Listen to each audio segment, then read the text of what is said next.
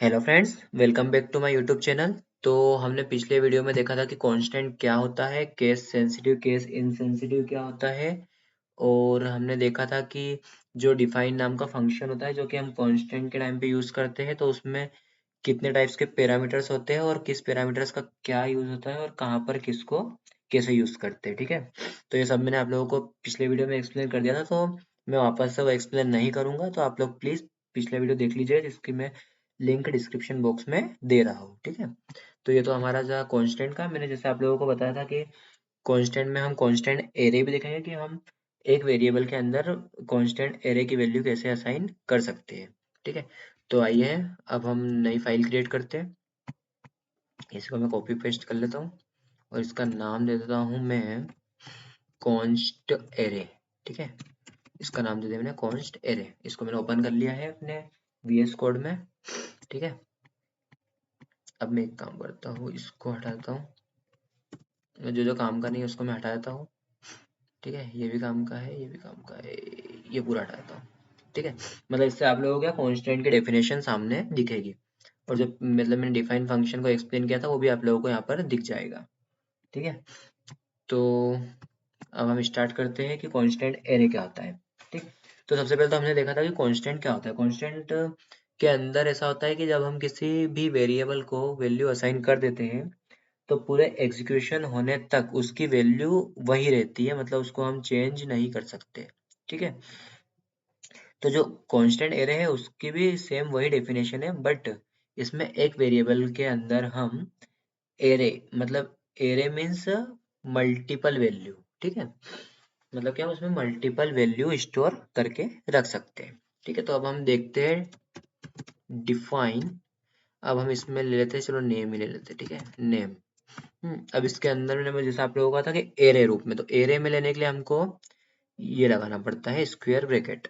अब हम इसमें पहली वैल्यू लेंगे राम, दूसरी वैल्यू लेंगे हम शुभम, और तीसरी वैल्यू लेंगे हम श्याम। ठीक है, ये हमने तीन वैल्यू ले ली है। ठीक है, एरे के अंदर, और अब अभी हम थर्ड पैरामीटर नहीं दे रहे। तो ये थर्ड पैरामीटर ऑप्शनल होता है अगर हमें केस सेंसिटिव को ऑफ करना है या केस इनसेंसिटिव को ऑन करना है, तो हम थर्ड पैरामीटर का यूज करते हैं। ठीक है, तो अब देखिए, अब मैं इको करवा देता हूँ। अभी तो हमारा केस इनसेंसिटिव नहीं है, मतलब ये अभी हमारी केस सेंसिटिव है, तो इसीलिए हमें नेम नेम जैसा लिखा है वैसा वैसा ही। और अब हमें कितने इंडेक्स पे का प्रिंट करवाना है, तो राम जो है वो 0 इंडेक्स पे है, शुभम जो है 1 पे है, और श्याम जो है 3 पे। मैं एक काम करता हूँ, इसके ऊपर लिख देता हूँ, इस पे लिख देता हूँ मैं इंडेक्स। देखिए बिल्कुल मतलब वर्ड टू वर्ड एक्सप्लेन कर रहा हूँ, तो आप लोग प्लीज आराम से देखिए, इसको समझिए और घर पे प्रैक्टिस कीजिए। ठीक है, क्योंकि इतने डिटेल में आप लोगों को कोई एक्सप्लेन नहीं करेगा, ये पूरी गारंटी है। ठीक है, ऐसे मैंने नेम ऑफ 1। अब मैं इसको प्रिंट करूंगा, तो पहले मैं अपना कमांड प्रॉम्प्ट, चलो ओपन ही है, इसके अंदर मैं डालूंगा PHP const, sorry const array.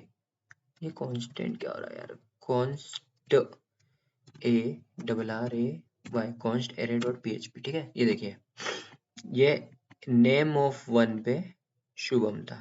ठीक है, अब हम इसको एक काम करते हैं, कॉन्केटिनेट करके थोड़ी सी स्पेस देके नेम ऑफ 0। ठीक है, अब देखिए मैंने पिछली और अगली मतलब ऐसे प्रिंट करी है, ताकि आप लोगों को ऐसा नहीं लगे कि वो लाइन से प्रिंट हो रहा है। इसे मैंने देखिए उल्टा प्रिंट किया है। ठीक है, इसको मैंने फ्रेश किया, ये देखिए फर्स्ट पे आया शुभम और फिर राम आया, मतलब नेम ऑफ 1 पे शुभम था और नेम ऑफ 0 पे राम था। मतलब फर्स्ट इंडेक्स पे शुभम और 0 इंडेक्स पे राम। ठीक है, तो ये एरे था। मतलब आप लोग इतना समझ ही गए होंगे कि ये एरे में जो इंडेक्स होता है वो 0 से स्टार्ट होता है, और हम जिस भी इंडेक्स की वैल्यू प्रिंट करना चाहते हैं उसको हम ब्रैकेट के अंदर लिख देते हैं। ठीक है, तो अगर आपको श्याम प्रिंट करना है तो नेम ऑफ 2 लिखना पड़ेगा। ठीक है, तो अब मैं आप लोगों को इसमें देखिए केस सेंसिटिव है ना, इसको मैं देखो दिखाता हूँ। ये नेम कर दिया, अब यहाँ पे एरर देगा, ये देखिए use of undefined constant name, ये देखिए।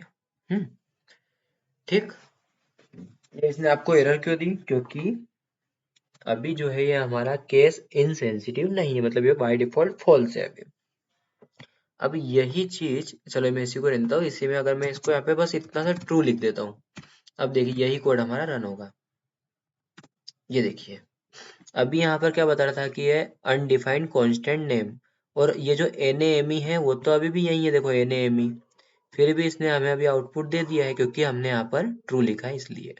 ठीक है, मतलब ये ट्रू लिखने से अब हमारी लैंग्वेज केस इनसेंसिटिव हो गई, मतलब ये स्मॉल कैपिटल कुछ भी चेक नहीं करेगा, सीधे प्रिंट कर देगा। ठीक है, तो ये था हमारा कांस्टेंट एरे। मैं यहाँ पे लिख दूं क्या? चलो लिख ही देता हूँ, पूछना क्या इसमें, कांस्टेंट एरे। ठीक है, अब जो हमारा था कि बाय डिफॉल्ट ग्लोबल होता है हमारा ये।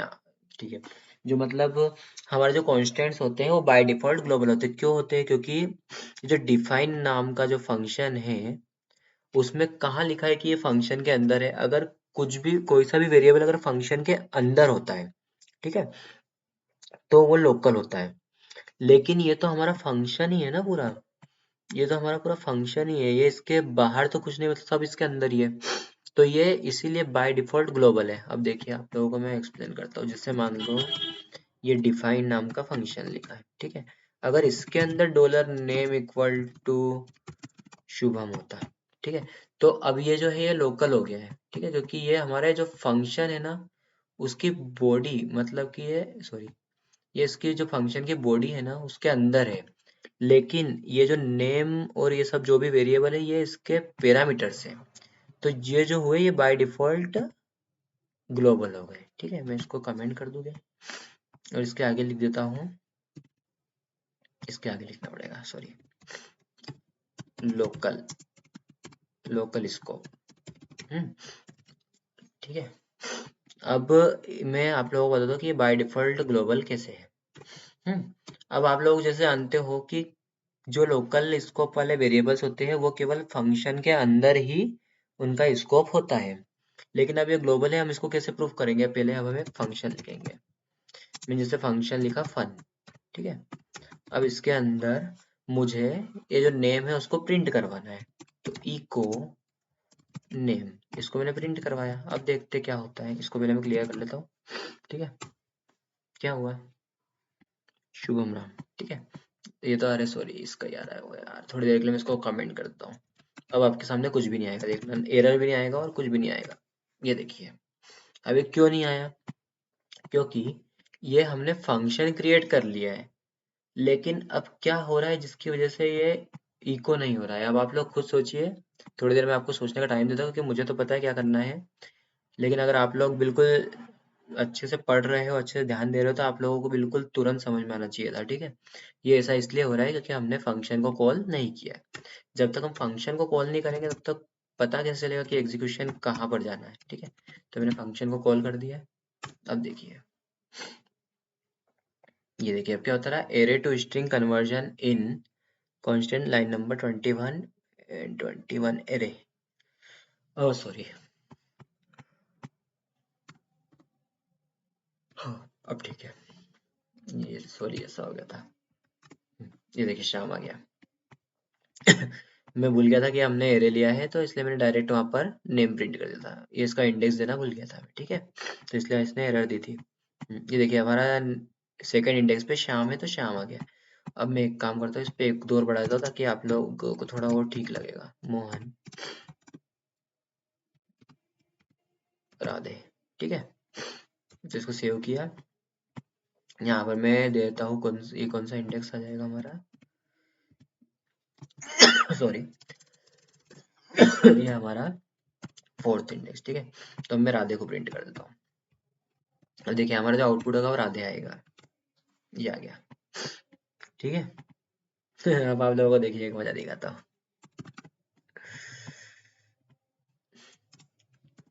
नेम ऑफ टू,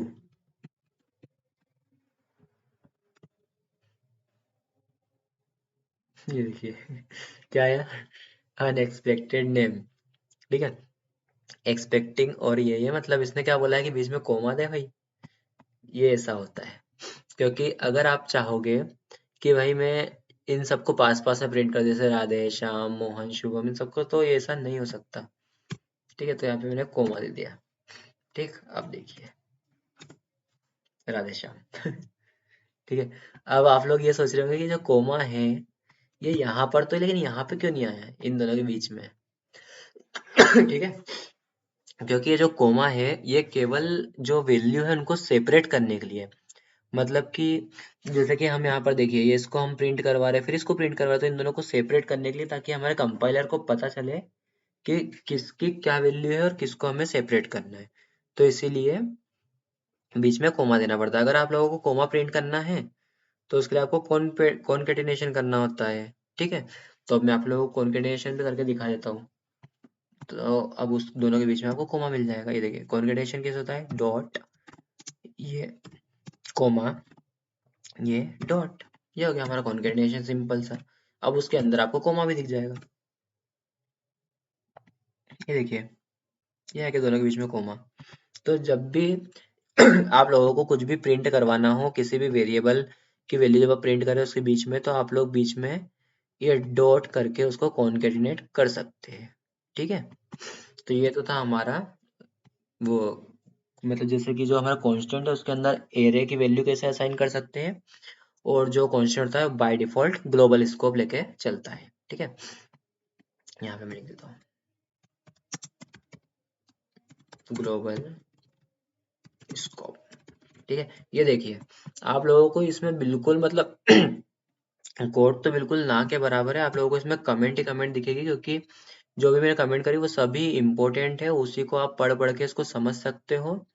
ठीक है, मैंने इसको ऐसा कर दिया है कि आप लोग बस एक बार वीडियो देखिए और एक कमेंट पढ़ते रहिए। आप लोगों को बार बार वीडियो देखने की जरूरत नहीं पड़ेगी, आप लोगों को बिल्कुल आसानी से ये समझ में आ जाएगा।